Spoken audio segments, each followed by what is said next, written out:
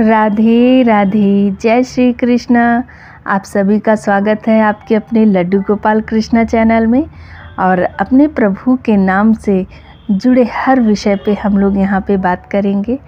मैं बस प्रभु से प्रार्थना करूँगी, अपने कान्हा से प्रार्थना करूँगी कि हम सभी पे अपनी कृपा सदा बनाए रखे, सदा सभी के कष्टों को हरे, सबको खुश रखे, मस्त रखे बस, और अपनी भक्ति की मस्ती में चूर रखे।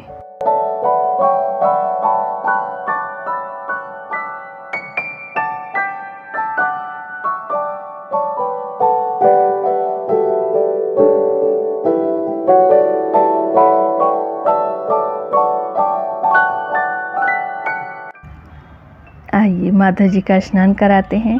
और आज इनके स्नान श्रृंगार के साथ साथ कई विषयों पे चर्चा करेंगे।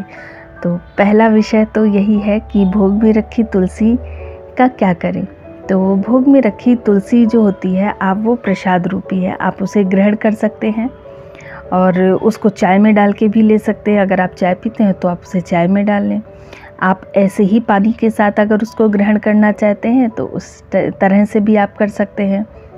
अगर तुलसी सूख गई हैं, आपके पास तुलसी नहीं है, सूख गई हैं, तो सूखी तुलसी की जो टहनियाँ होती हैं आप उनको तोड़ के छोटा छोटा रख लें। और जब भी अपने कान्हा जी को भोग लगाएं तो तुलसी का एक टुकड़ा आप उस थाल में साइड में रख दें, उससे आपके कान्हा जी भोग ग्रहण कर लेंगे। और अगर आपके पास तुलसी नहीं है और तुलसी माला है तो आप उस तुलसी माला को भी उनकी भोजन की थाल में एक कटोरी में करके रख सकते हैं, उससे भी आपके कान्हा जी भोग ग्रहण कर लेंगे। अब आपके पास मान लीजिए तुलसी जी भी नहीं है और तुलसी माला भी नहीं है, तुलसी कोई सूखी लकड़ी भी नहीं है, तो उसके लिए क्या करेंगे। उसके लिए आपका ये है कि मन में तो भाव है ना आपके कि आपको अपने कान्हा को भोग लगाना है, क्योंकि आप अपने कान्हा जी को बिना भोग लगाए तो पूरा दिन नहीं रख सकते।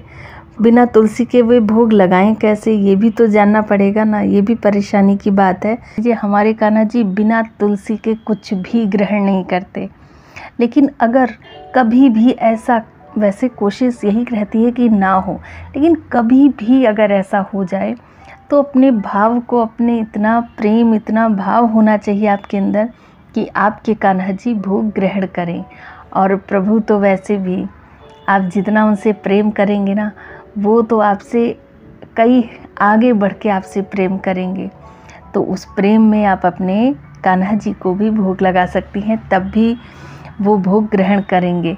जब मानसिक रूप से हम बाकी सेवा करते हैं, कर लेते हैं, तो हम मानसिक रूप से अपने हृदय को तुलसी का एक वो पत्ता नहीं बना सकते, अपने मन को तुलसी नहीं बना सकते। तो तुलसी की तरह आप इनके चरणों में समर्पित हो जाएं और अपने कान्हा को भोग लगाएं। हमारे माधव जी भी स्नान कर चुके हैं, अब उन्हें हम वस्त्र धारण कराएंगे। और आज हमारे माधव जी कुछ स्पेशल बनने वाले हैं। एक मोर बन जाएंगे। जैसे मोर में कलर होते हैं, ऐसे देखिए इनकी ड्रेस में भी कलर हैं। और जब ये इस ड्रेस को धारण कर लेंगे, जब ये वस्त्र धारण करेंगे तो बहुत खूबसूरत लगेंगे। ये मुझे देख के ही लग रहा है, क्योंकि इनके वस्त्रों का कलर ही इतना अच्छा होता है कि बस मन मोह लेता है।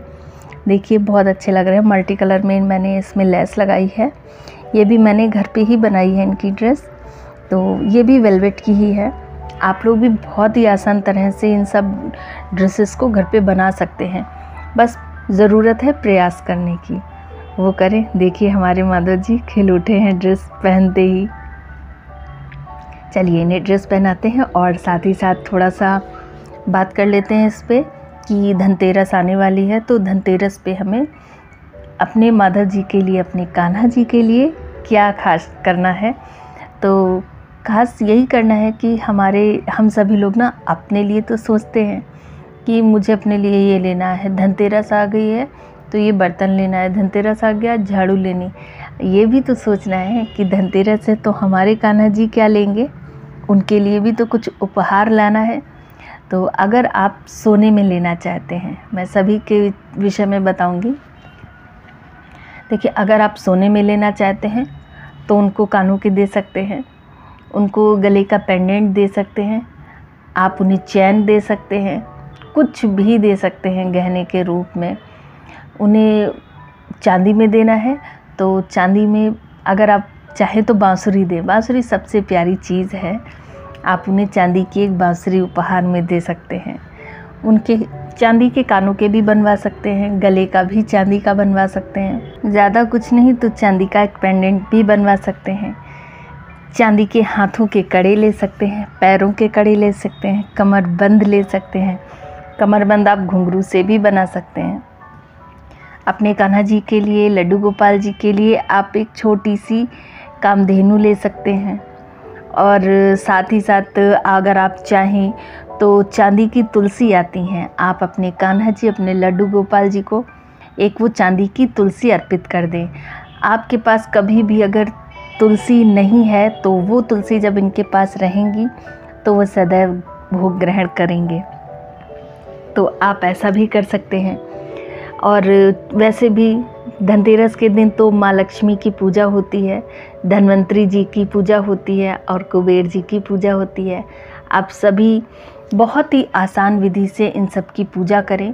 अगर ज़्यादा कुछ पूजा में नहीं आता है तो सिर्फ आप एक चौकी पे आसन बिछाएं, धन्वंतरी जी की फ़ोटो या कुछ आपके पास हो तो उसे विराजित करें, नहीं है तो कोई बात नहीं, आप लक्ष्मी माता और गणेश भगवान जी को भी, क्योंकि कोई भी पूजा होती है सबसे पहले गणेश भगवान जी की पूजा होती है, आप उन्हें स्थापित करें। कुबेर जी हो तो कुबेर जी को स्थापित करें। सभी को आप गंगा जल से स्नान कराएं, छिड़क के उसमें स्नान कराएं। उनको कलावा रूपी वस्त्र अर्पित करें। उन्हें कुछ भी मिठाई में या कोई भोग लगाएं, जो भी आपके पास हो मीठे में आप उसका भोग लगाएं। उनको धूप दीप दिखाएं, उनकी आरती करें और प्रभु से प्रार्थना करें कि हे प्रभु, हे माँ लक्ष्मी, आप हमारे घर में विराजमान रहें। वैसे भी मैं तो यही कहूँगी, जिस घर में कान्हा है, जिस घर में स्वयं नारायण हो, उस घर में माँ लक्ष्मी सदैव विराजमान रहती हैं। तो बस आप सभी से प्रार्थना करूँगी कि आप सब लोग ये धनतेरस अपने लड्डू गोपाल जी के लिए भी खास बना दें, कुछ अच्छा करें। चर्चा करते करते हमारे माधव जी की पगड़ी भी बनने लगी है। देखिए, अब इनके मैं इसी वेलवेट के कपड़े को पतला काट लेती हूँ और फिर उसमें एक सिलाई भी, कभी कभी कुछ वेलवेट होती है जिनमें एक सिलाई लगा लेती हूँ और फिर देखिए माधव जी की पगड़ी बांध देती हूँ। पगड़ी बांधना बहुत ही सरल है, इसमें बिल्कुल भी दिक्कत नहीं होती है और वेलवेट के कपड़े की तो पगड़ी वैसे भी बहुत अच्छी बनती है। आप भी अपने कान्हा जी, अपने लड्डू गोपाल जी के ऐसे पगड़ी बांध के कभी देखिएगा, बहुत प्यारे लगते हैं।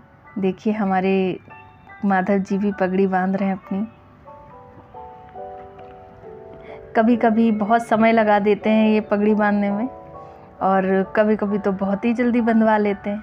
देखिए आज हमारे माधव जी ने बिल्कुल भी अपनी मैया को तंग नहीं किया और बहुत जल्दी पगड़ी अपनी बंधवा ली। क्यों, माधव जी अपनी मैया से बहुत प्रेम करते हैं। तो बस देखिए हमारे माधव जी की ड्रेस देखिए, लग रहा है ना बिल्कुल मोर। ये कलर इतना खूबसूरत है, बहुत सुंदर कलर है। ये वीडियो में शायद कुछ कमी रह जा रही हो, लेकिन वाकई में आप जब कलर को लेके आएंगे ना तो बहुत खूबसूरत लगता है ये कलर।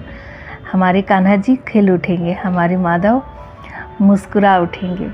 तो बस अब मैं इनकी बिंदी लगा देती हूँ और बाकी का इनका सेवा प्रारंभ कर देती हूँ। और साथ में यही जान लेंगे कि ग्रहण पड़ता है, सूतक काल जब लगता है तो हम अपने लड्डू गोपाल जी की सेवा घर पे कैसे करें। देखिए ग्रहण कोई भी हो, हर ग्रहण में, चाहे वो सूर्य ग्रहण हो या चंद्र ग्रहण, दोनों में ही मंदिर के पर्दे बंद हो जाते हैं। घर के मंदिरों के सभी के पर्दे बंद हो जाते हैं, बड़े बड़े मंदिर के दरवाजे बंद हो जाते हैं और अपने प्रभु को वो लोग ढक के रखते हैं, किसी की नज़र ना पड़े, चंद्र की नज़र ना पड़े, ग्रहण में उनकी नज़र ना पड़ जाए, इसलिए उनको कवर करके रखते हैं। तो बस उसी प्रकार हमें भी अपने लड्डू गोपाल जी को घर के अंदर रखना है। अगर मंदिर बड़ा है तो मंदिर में उन्हें विराजित कर दें और अगर सुलाना है तो आप उन्हें सुला भी सकते हैं और उनको सर से लेके नीचे तक पूरा पैरों तक कवर करके रखें, खुला ना छोड़ें।